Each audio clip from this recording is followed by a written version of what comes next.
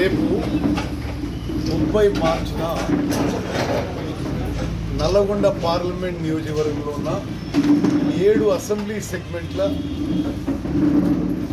Congress party ముఖ్యులతో ఎన్నికల సన్నాహక సమావేశం హుజూర్ నగర్ నియోజకవర్గ మట్టపల్లి గ్రామంలో నిర్వహిస్తున్నాము. ఈ సమావేశానికి గౌరవనీయులు ఏఐసిసి ఇన్ఛార్జ్ గారు శ్రీమతి దీపా దాస్మున్షి గారు, గౌరవనీయుల ఏఐసిసి కార్యదర్శి రోహిత్ చౌదరి గారు, గౌరవ జిల్లా ఇన్ఛార్జ్ మంత్రి తుమ్మల నాగేశ్వరరావు గారు, గౌరవ ఆర్ఎన్బి మంత్రి ఈ పార్లమెంట్ నియోజకవర్గంలో ఎమ్మెల్యే ఉన్న కోమటిరెడ్డి వెంకటరెడ్డి గారు, గౌరవ మాజీ మంత్రివర్యులు జానారెడ్డి గారు, దామోదర్ రెడ్డి గారు, గౌరవ Miryalaguda MLA B Laxma Reddy, Devarakonda MLA Balu Naik, అదేవిధంగా కోదాడ్ ఎమ్మెల్యే పద్మావతి గారు, నాగార్జున సాగర్ ఎమ్మెల్యే జేవీర్ రెడ్డి గారు,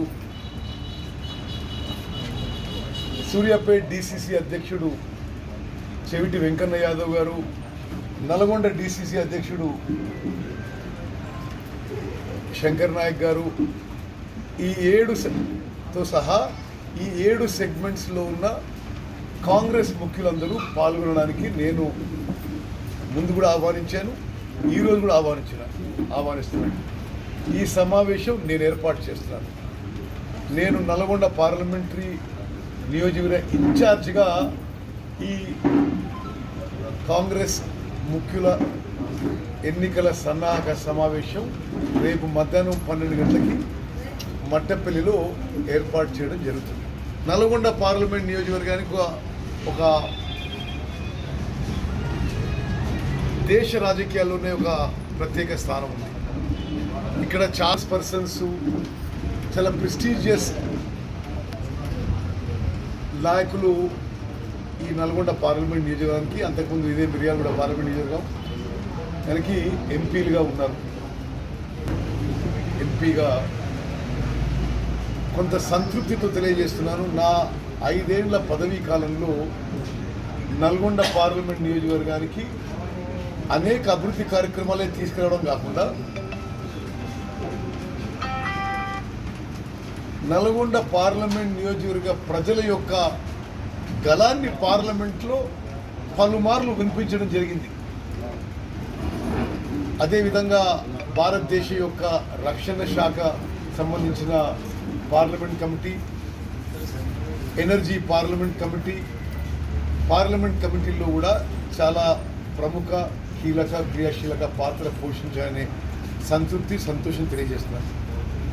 ముందుగా నల్గొండ పార్లమెంట్ నియోజకవర్గ కార్యకర్తలకి, ప్రజలందరికీ కూడా మనస్ఫూర్తిగా మీ ఉత్తమనగా నేను ధన్యవాదాలు తెలియజేస్తున్నాను. ఆనాడు నేను నిలబడ్డప్పుడు నేను ఆర్థికంగా చాలా ఇబ్బందులు ఉన్నా. ఆనాడు టీఆర్ఎస్ సభ్యుల్ని 100 కోట్ల పైన ఖర్చు పెట్టినా ఈ 7 నియోజకవర్గాల కాంగ్రెస్ కార్యకర్తలు వీరోచిత పోరాటంతో, వారి త్యాగం, వారి చెమట, వారి రక్తంతో నన్ను గెలిపించడం జరిగింది. వాళ్ళకి న్యాయం చేయడానికి, ఈ ప్రాంతానికి న్యాయం చేయడానికి పార్లమెంట్లో వాళ్ళ గొంతు చాలా గట్టిగా చాలాసార్లు వినిపించాను. దాని ద్వారానే ఇప్పుడు హుజూర్ నగర్కి, కోదాడికి రైల్వే లైన్ మంజూరైంది. ఈ జాతీయ రహదారి 6 లేన్కి వెడల్పుకి మరి పలుమార్లు మాట్లాడడం జరిగింది. ఆనాడు బాయిల్డ్ రైస్కి సంబంధించిన ప్యాడీ సెంట్రల్ గవర్నమెంట్ టేకప్ చేయనంటే అది కూడా కేంద్ర ప్రభుత్వంతో పార్లమెంట్లో గట్టిగా ఈ ప్రాంత రైతుల యొక్క గళం వినిపించడం జరిగింది. కేంద్ర ప్రభుత్వానికి సంబంధించిన ఎన్నో విషయాల్లో ఇక్కడ ఎంపీగా నేను నా మాట వినిపించి, ఇక్కడ వీరి గొంతు వినిపించిన, నిజాయితీగా పనిచేసిన, నిబద్ధతగా పనిచేసిన అనే ఒక సంతోషంతో ఇప్పుడు నేను నా పార్లమెంట్ టెన్యూర్ పూర్తవుతుంది. ఇప్పుడు కొత్త ఎలక్షన్స్ వస్తున్నాయి. ఈ ఎలక్షన్స్కి, ఈ కాన్స్టిట్యున్సీకి, ఈ పార్లమెంట్ కాన్స్టిట్యున్సీకి నేనే ఇన్ఛార్జ్గా తెలంగాణ రాష్ట్రంలోనే కాదు భారతదేశంలో అతి పెద్ద మెజారిటీతో కాంగ్రెస్ అభ్యర్థి మేమందరం కూడా ప్రయత్నం చేస్తామని చెప్పి నేను మనవి చేస్తున్నాను. సభ్యత్వం చేసి భారతదేశంలోనే కాంగ్రెస్ సభ్యత్వంలో నల్గొండ పార్లమెంట్ నియోజకవర్గం నెంబర్ 1గా నిలబడ్డది. ఈసారి ఎన్నికల్లో కూడా మొత్తం దేశంలో నల్గొండ పార్లమెంట్ నియోజకవర్గం రికార్డు మెజార్టీతో గెలిచే విధంగా మా కృషి ఉంటుందని చెప్పి నేను మనం చెప్తాను. మరి ఈరోజు తెలంగాణ ఉన్న పరిస్థితిలో నేను ఇక కేసీఆర్ వారి కుటుంబం టీఆర్ఎస్ పార్టీ పని అయిపోయింది. ఇక మనం వాళ్ళ గురించి మాట్లాడి కూడా సమయం వృధా. బీజేపీతోనే పోటీ. పార్లమెంట్ ఎన్నికల తర్వాత బీఆర్ఎస్ పార్టీ మనుగడ ఎగ్జిస్టెన్స్ ప్రశ్నార్థకం అని చెప్పి నేను మనం చేస్తున్నాను.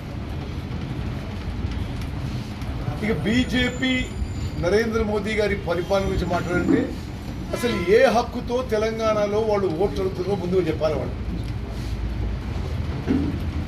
బీజేపీ 10 ఏళ్ల పాటు కేంద్ర ప్రభుత్వంలో ఉండి తెలంగాణకి చేసింది శూన్యం.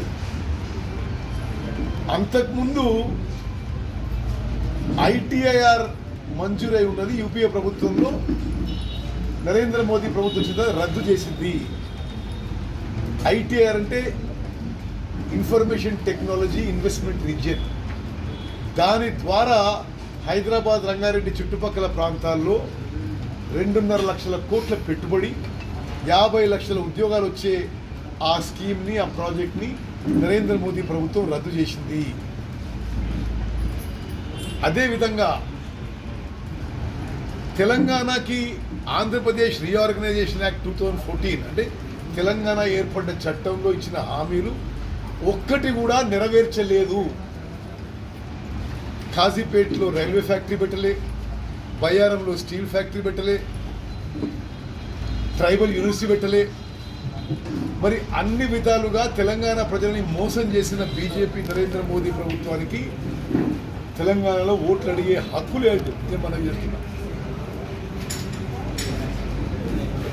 నరేంద్ర మోదీ గారు వచ్చినప్పుడు కాళేశ్వరం అవినీతి గురించి మాట్లాడుతున్నాడు.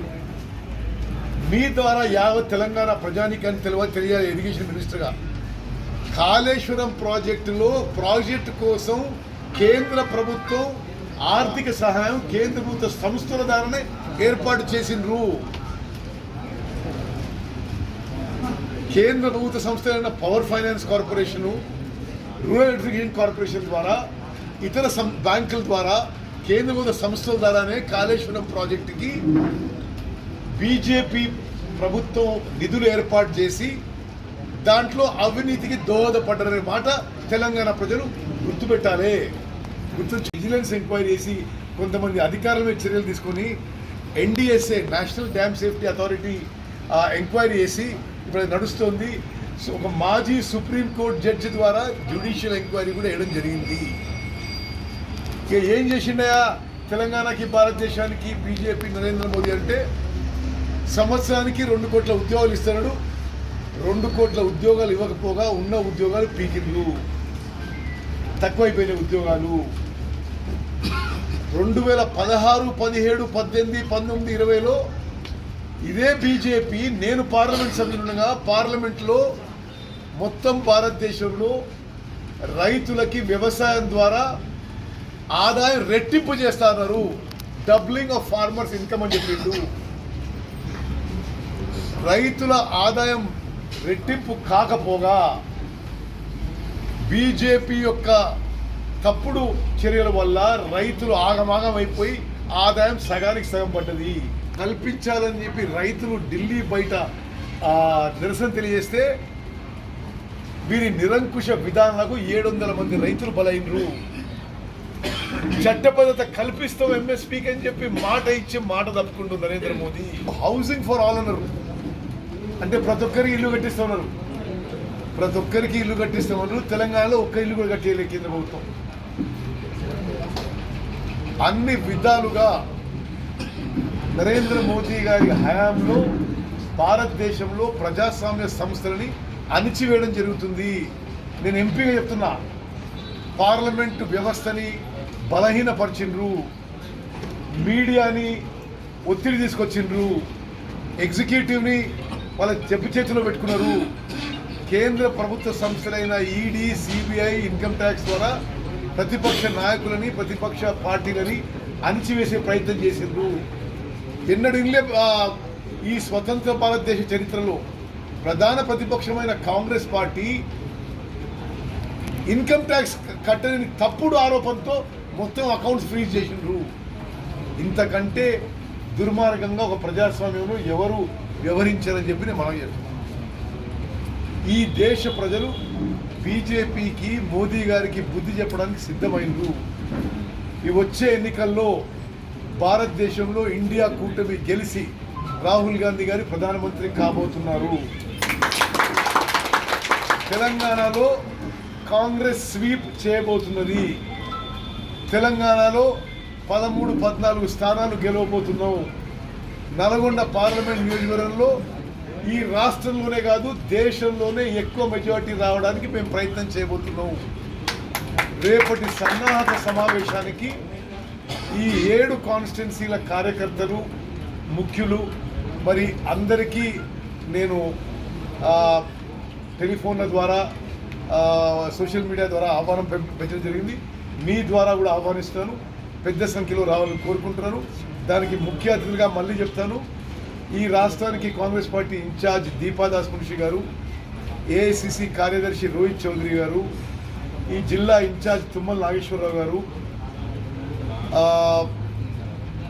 ఆర్ఎండ్బి మంత్రి నల్గొండ ఎమ్మెల్యే కోమటిరెడ్డి వెంకటరెడ్డి గారు, నేను లోకల్ ఎమ్మెల్యేగా నేనే ఏర్పాటు చేస్తున్నాను, కోదాడ ఎమ్మెల్యే పద్మావతి గారు, మిర్యాలగూడ ఎమ్మెల్యే బిఎల్ఆర్ గారు, దేవరకొండ ఎమ్మెల్యే బాలు గారు, నాగార్జున సాగర్ ఎమ్మెల్యే జేవీ రెడ్డి గారు, మరి మాజీ మంత్రివర్యులు పెద్దలు జాయారెడ్డి గారు, పెద్దలు దామోదర్ రెడ్డి గారు, డిసిసి అధ్యక్షులు శంకర్ నాయక్ గారు, చెవిటి వెంకన్న గారు, మరి ఎవరు మర్చిపోయినా ఓకే, మరి మహిళా కాంగ్రెస్ అధ్యక్షులు, youth Congress, NSUI, Seva Dal, SC, ST అన్ని విభాగాల అధ్యక్షులు, కార్యదర్శులు, మరి వాళ్ళ మెంబర్స్ కూడా అందరం కూడా రేపు ఈ సన్నాహక సమావేశంలో పాల్గొని మరి అక్కడి నుంచి ఆ నల్గొండ పార్లమెంట్ నియోజకవర్గంలో విజయ యాత్ర మొదలు పెడతాం.